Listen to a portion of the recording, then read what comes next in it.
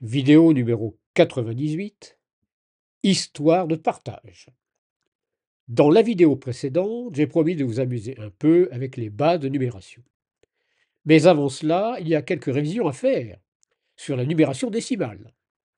Donc, pendant au moins 2 séances, on va jouer avec l'arithmétique. Je vais inaugurer pour cela un format de vidéo un peu différent, basé sur des questions simples, pour tester vous-même votre compréhension du sujet. Après chaque question, vous pourrez mettre la vidéo en pause.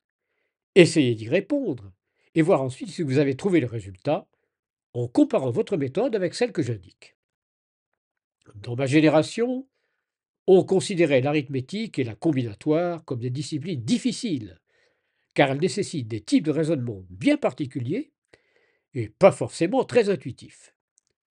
C'est pourquoi j'ai été surpris d'apprendre par un collègue universitaire que la génération Y, rompue aux calculettes et à l'informatique, est plutôt douée en arithmétique et surtout en combinatoire. Au moins un effet positif de la programmation. Un thème récurrent de l'arithmétique est la question de divisibilité. L'origine de cette question remonte à la nuit des temps, car il s'agit de savoir si on peut partager un nombre grand N donné d'objets en k parts égales. D'où le titre de la vidéo. Après quelques préliminaires, on va se décrasser les neurones avec quelques exercices sur la numération décimale. D'abord, qu'est-ce que la numération décimale? On y est tellement habitué que ce n'est pas évident à expliquer.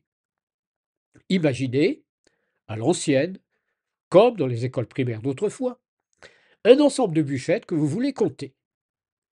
S'il y en a moins de 10, vous pouvez écrire leur nombre avec un seul chiffre de 0 à 9. S'il y en a 10 ou plus, faites des paquets de 10 jusqu'à ce qu'il reste un nombre entre 0 et 9. Ce reste est le chiffre des unités du nombre de bûchettes. S'il y a un nombre de paquets de 10 inférieur à 10, le chiffre correspondant est le chiffre des dizaines du nombre de bûchettes, qui est alors inférieur à 100. Et s'il y a 10 paquets de 10 ou plus, on fait avec les paquets ce qu'on avait fait avec les bûchettes.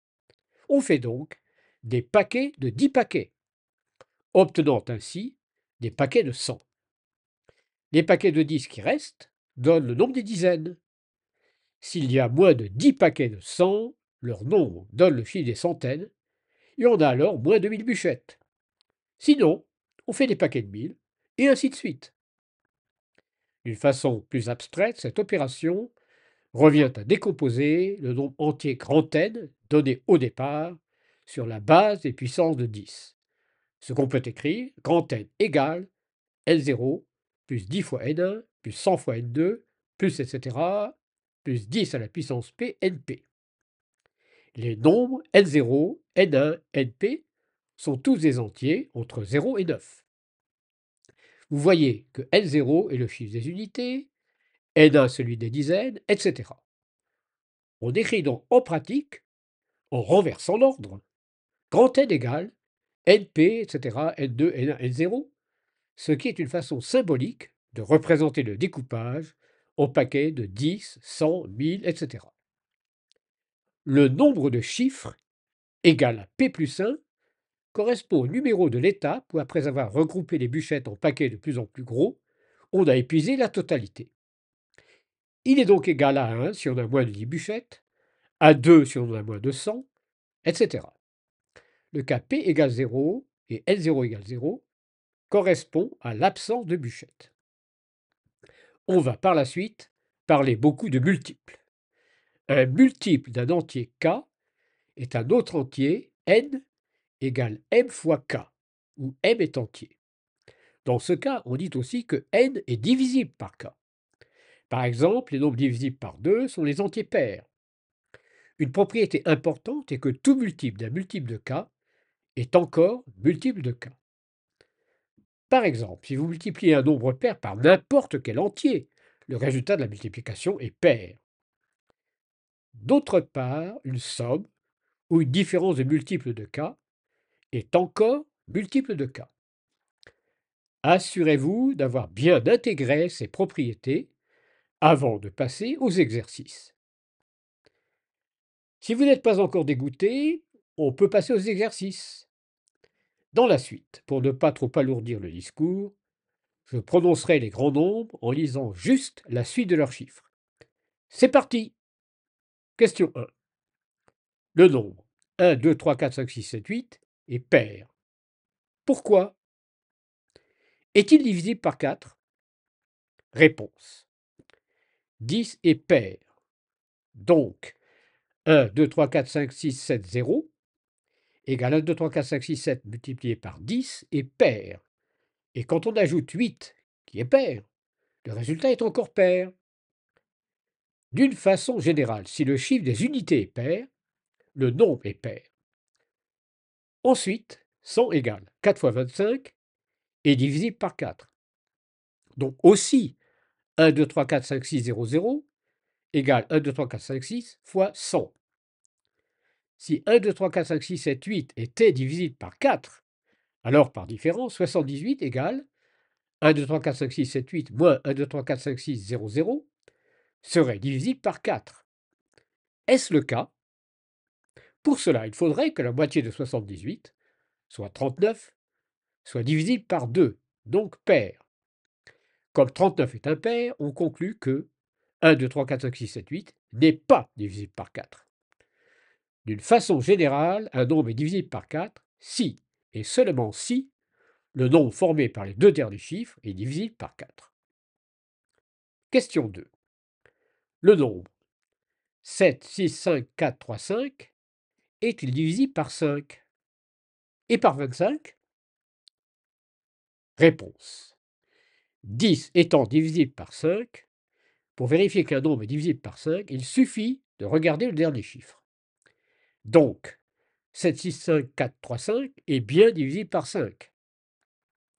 Comme 100 est divisible par 25, pour voir si 7, 6, 5, 4, 3, 5 l'est aussi, il suffit de regarder 35.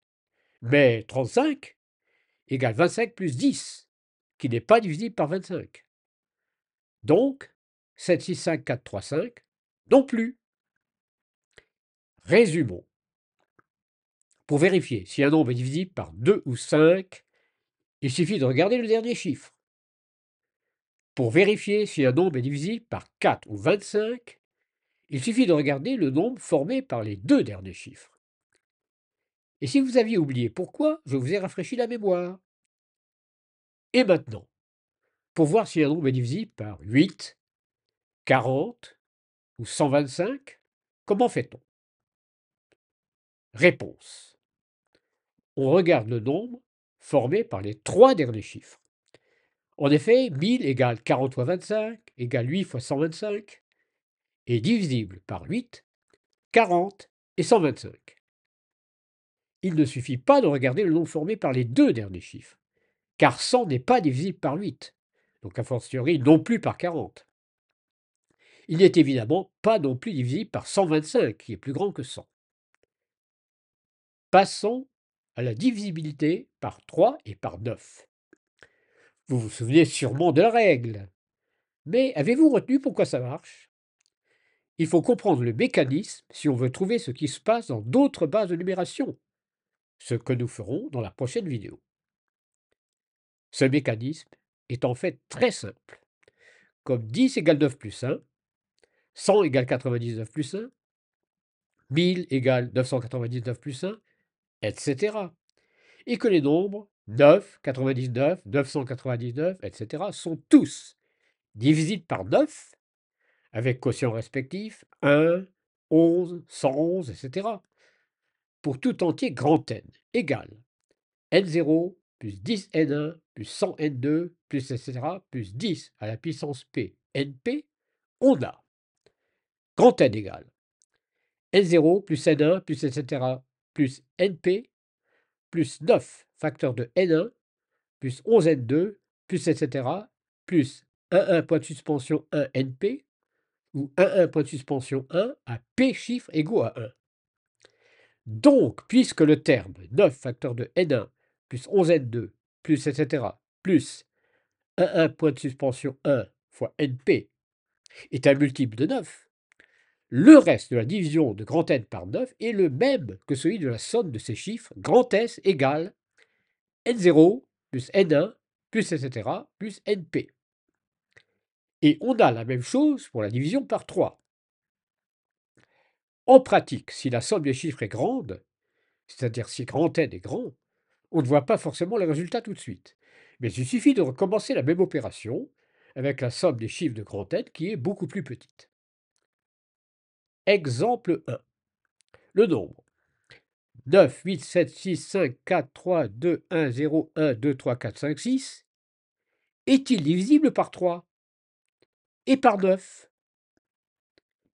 Réponse. 1 plus 2 plus 3 plus 4 plus 5 plus 6 égale 21. Et 9 plus 8 plus 7 plus 6 plus 5 plus 4 plus 3 plus 2 plus 1 égale 21 plus 9 plus 8 plus 7 égale 30 plus 15 égale 45. Donc grand S égale 45 plus 21 égale 66. La somme des chiffres de 66 est 12, divisible par 3, mais non par 9. Donc, 9, 8, 7, 6, 5, 4, 3, 2, 1, 0, 1, 2, 3, 4, 5, 6 est divisible par 3, mais pas par 9. Exemple 2. Le nombre 9, 8, 7, 6, 5, 4, 3, 2, 1, 0, 1, 2, 3, 4, 5, 3 est-il divisible par 3 et par 9? Réponse. C'est le nombre précédent moins 3.